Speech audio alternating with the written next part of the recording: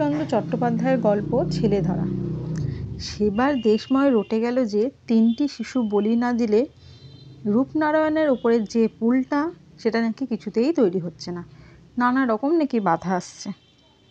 2টি ছেলেকে জ্যান্ত থামের নিচে পোতা হয়ে গেছে, বাকি শুধু এখন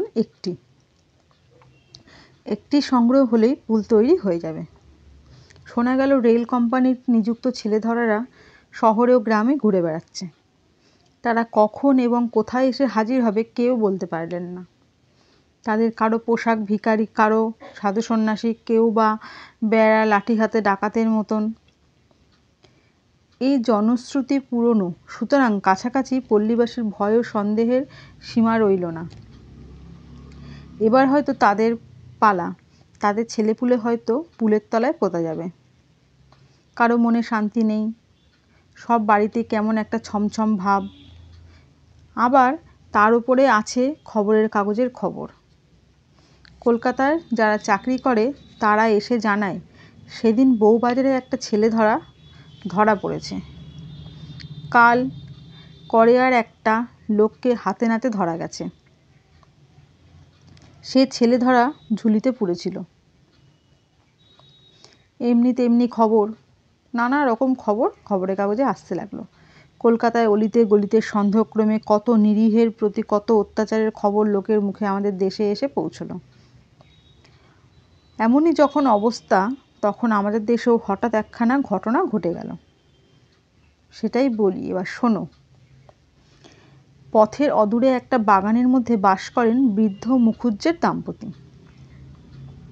ছেলেপুলে নেই, কিন্তু সাংসারিক সকল ব্যাপারে আসক্তি 18 আনা। ভাইপো আলাদা করে দিয়েছেন, কিন্তু আর কিছু দেননি। দেবেন এ কল্পনাও তাদের নেই। সে এসে মাঝামাঝি দাবি করে ঘটি বাটি তৈজসপত্র, খুঁড়ি চেঁচিয়ে হাট বাঁধিয়ে লোকজন জড়ো করে, বলেন হিরু আমাদের মারতে এসছিল। হিরু বলে সেই ভালো, মেরেই একদিন সমস্ত আদায় করব। এমনি করেই দিন যায়। সেদিন সকালে ঝগড়া চূড়ান্ত গেল। হিরু উঠোনে দাঁড়িয়ে বলল, শেষ বেলায় বলছি খুড়ো, আমার ন্যায্য পাওনা দেবে কিনা বলো।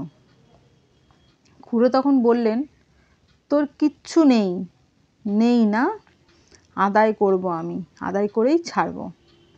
খুড়ি রান্নাঘরের কাজ ছিলেন, বেরিয়ে এসে বললেন, তাহলে যা তোর বাবাকে ডেকে আনগে। হিরু বললেন, আমার বাবা স্বর্গে গেছেন, তিনি আসতে পারবেন না। আমি তোমাদের বাবাদের ডেকে আনব, তাদের কেউ হয়তো বেঁচে আছে, তারা এসে চুল চিরে আমার বখরা ভাগ বুঝিয়ে দেবে। তারপর মিনিট 2 ধরে উভয় পক্ষের যে ভাষা চলল তা লেখা যাবে না।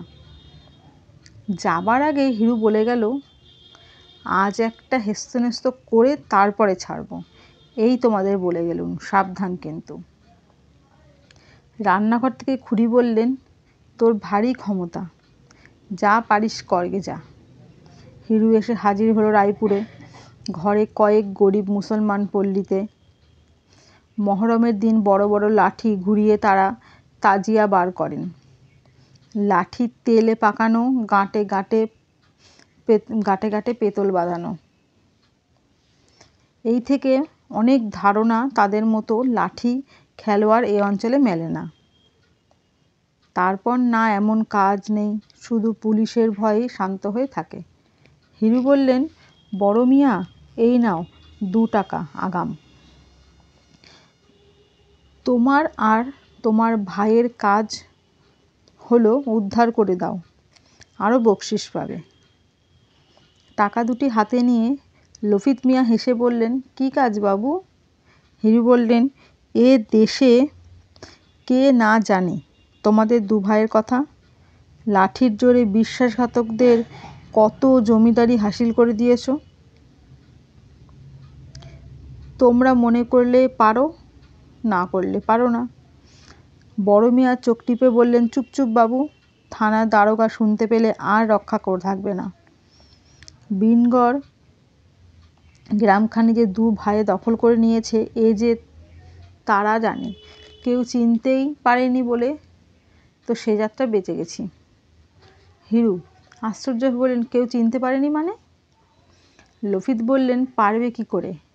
মাথায় ইয়া ইয়া পাঁক বাঁধা, গালে গালপাট্টা, কপালে কপাল জোড়া সিঁদুরের ফোঁটা, হাতে 6টি লাঠি। লোকে ভাবল ইঁদুর পুরী থেকে জমদূতে এসে হাজির হলো। চিনবে কি, কোথায় পালালো তার ঠিকানাই রইল না। হিরু তার হাতখানা ধরে ফেলে বললে, বড় মিয়া, এই কাজটি আর একবার তোমাদের করতে হবে দাদা। আমার খুড়ো তবু যা হোক দুভাগে ভাগ করে দিতে চায়, কিন্তু খুড়ি বেটি এমন শয়তান যে একটা চুমকি ঘটি পর্যন্ত হাত দিয়ে তার গলে না। এই পাগড়ি, গালপাট্টা, সিঁদুর মেখে লাঠি হাতে একবার গিয়ে উঠোনে দাঁড়াবে, তোমাদের ডাকাতে হুমকি একবার ঝরাবে, তারপর দেখে নেবে কিসের কি হয়। আর যা কিছু পাও না ফেরে বার করে আনবো ঠিক সন্ধ্যের আগে, ব্যাস। লফিত মিয়া রাজি হলো। লফিত, মামুদ 2 ভাই সাজ পোশাক সেরে আজই গিয়ে খুড়োর বাড়িতে হানা দেবে ঠিক হয়ে গেল। পিছনে থাকবে হিরু। একাদশী সারাদিন পর দাওয়ায় ঠাঁই করে দিয়েছেন জগদম্বা।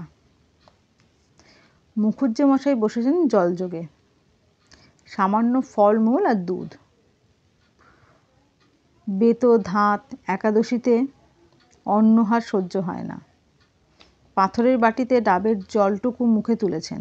এমন সময় দরজা ঠেলে ঢুকে 2 ভাই লফিত আর মামুদ, ইয়া পাগড়ি, ইয়া গালপাট্টা, হাতে 6 হাতে লাঠি, কপাল জোড়া সিঁদুর। মুখুজ্জে হাত থেকে পাথরের বাটি দুম করে পড়ে গেল। জগদম্বা চিৎকার করে উঠলেন, ওগো পাড়ার লোক, কে কোথায় আছো, এসে হাজির হও, ছেলে ধরা ঢুকেছে।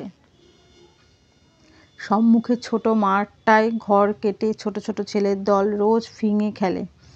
আজও খেলছিল। তারাও চেঁচাতে চেঁচাতে যেখানে পারল ছুট দিল, ওগো ছেলে ধরা এসছে, অনেক ছেলে ধরে নিয়ে যাচ্ছে। হিরুর সঙ্গে এনেছিল বাড়ি চিনিয়ে দিতে। দৌড়ের আড়ালেই লুকিয়েছিল সে। চাপা গলায় বললেন, আর দেখ কি মিয়া, পালাও, পাড়ার লোক ধরে ফেললে আর রক্ষা নেই। বলেই নিজে মারল ছুট। লফিত মিয়া শহরের আর কিছু না শুনে থাক, ছেলে ধরার জনশ্রুতি তার কানে এসে পৌঁছেছে। চক্ষের পলকে বুঝলেন এ অজানা জায়গা, এরূপ বেশে এই সিঁদুর মাখা মুখে ধরা পড়ে গেলে দেহের একখানা হাড়ও আস্ত থাকবে না। সুতরাং তারাও মারল ছুট। কিন্তু ছুটলে হবে কি, পথ অচেনা, আলো এসছে কম, চতুর্দিক থেকে কেবল বহু কণ্ঠ সমবেত চিৎকার, ধরে ফেল, ধরে ফেল, মেরে ফেল বেটাদের। ছোট ভাই মাফুত কোথায় পালালো ঠিক নেই, কিন্তু বড় ভাই লফিতকে সবাই ঘিরে ফেলল। সে প্রাণের দায়ে কাঁটা বন ভেঙে লাফিয়ে পড়ল একটা ডোবায়। তারপর সবাই পাড়ে দাঁড়িয়ে ছুটতে লাগলো ঢিল। যেই মাথা তোলে অমনি মাথায় পড়ে ঢিল। আবার সে ডুবে যায়, আবার ওঠে, আবার মাথায় পড়ে ঢিল। লফিত মিয়া জল খায় আর ইট খেয়ে আধমরা হয়ে পড়ল। সে যতই হাত জোর করে বলতে চায় সে ছেলে ধরা নয়, ছেলে ধরতে আসেনি, ততই লোকের রাগ আরও সন্দেহ বেড়ে যায়। তারা বলে, নইলে ওরা গালপাট্টা কেন, ওর পাগড়ি কিসের জন্য, ওর মুখময় এত সিঁদুর এলো কোথা থেকে? পাগড়ি তার খুলে গেল, গালপাট্টা একধারে ঝুলছে, কপালে সিঁদুর জলে ধুয়ে মুখ ময় লেগেছে। এইসব কথা সে পাড়ার লোকেদের বলে না কখনো, শোনেই না কখনো কেউ। ততক্ষণে কতগুলি উৎসাহী লোক জলে নেমে লফিতকে হিঁচড়িয়ে টেনে তুলছে। সে কাঁদতে কাঁদতে কেবলই জানাচ্ছে সে লফিত মিয়া আর ভাই মামুদ মিয়া, তারা ছেলে ধরা নয়। এমন সময় আমি যাচ্ছিলুম সে পথে। হাঙ্গামা শুনে নেমে এলুম পুকুর ধারে। আমাকে দেখে উত্তেজিত জনতা আর একবার উত্তেজিত হয়ে উঠল। সবাই সমস্বরে বলতে লাগলো, তারা একটা ছেলে ধরেছে।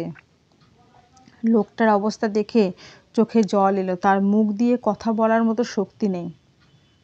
জিজ্ঞেস করলুম, ও কার ছেলে চুরি করেছে, কে নালিশ করেছে? তারা বললে, তা কে জানে, ছেলে কই? তারা বলল, কে তা জানে, ছেলে কই, তাই বা কে জানে, তবে এমন করে মেরেছো কেন, মারছো কেন? কে একজন বুদ্ধিমান বললেন, ছেলে বোধহয় পাঁকে পুঁতে রেখেছে, রাত্রিরে তুলে নিয়ে যাবে, বলি দিয়ে পুলের তলায় পুঁতবে। বললুম, মরা ছেলে কখনো বলি দেওয়া যায়? তারা বললেন, মরা হবে কেন, জ্যান্ত ছেলে। পাঁকে পুঁতে রাখলে ছেলে জ্যান্ত থাকে কখনো? যুক্তিটা তখন অনেকের কাছেই সমীচীন বোধ হলো। এতক্ষণ উত্তেজনার মুখে সে কথা কেউ ভাবতেও পারেনি। বললুম, ছাড়ো ওকে। লোকটাকে জিজ্ঞেস করলুম, মিয়া, ব্যাপারটা সত্যি কি বলো তো?